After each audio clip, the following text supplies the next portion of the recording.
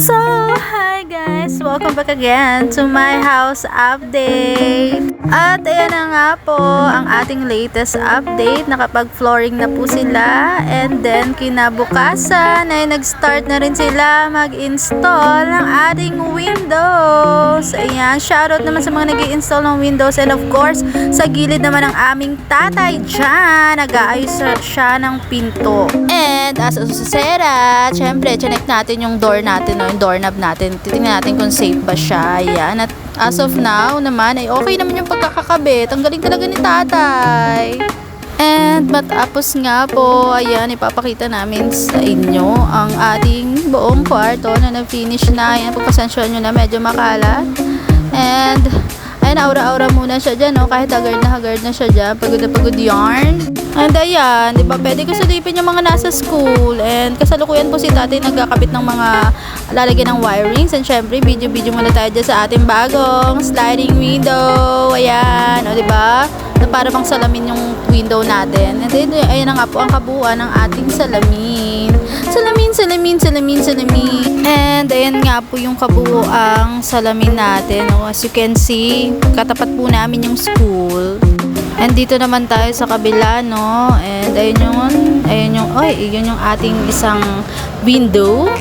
And dito naman nga po, ang kinabukasan na yan, nag-start na po sila sa paggawa ng ating hamba. Na-install na po nila yan. Ayan, papasok pa ang babae, pero mukhang hindi siya makakapasok. Sasakit yung likod ng babae. Ayan, o diba? Hindi, ang gulo ng video, no? And ayun na nga, pipilitin pa sana niyang pumasok, pero wag na lang. Ayan, o diba? Baka mauntog siya, magising siya sa katotohanan. Nagsimula na nga po sila magpalitada ng hagdanan natin para naman maganda na, goods na. And syempre, itong ganap natin kinabukasan. And bumisita nga ang ating ate. Ayan, nag-aura-aura siya dyan. Syempre, practice sila ng pagbubukas ng pito. Oh! And pumunta nga lang siya para mag-check ng ating bahay. Ayan, medyo nalinisan na siya ng konti. And naka-ready na din yung mga ilalagay natin dyan para sa flooring dahil okay na siya. And check lang ng check na para bang may hinahanap siya nung forever sa baba. Uy.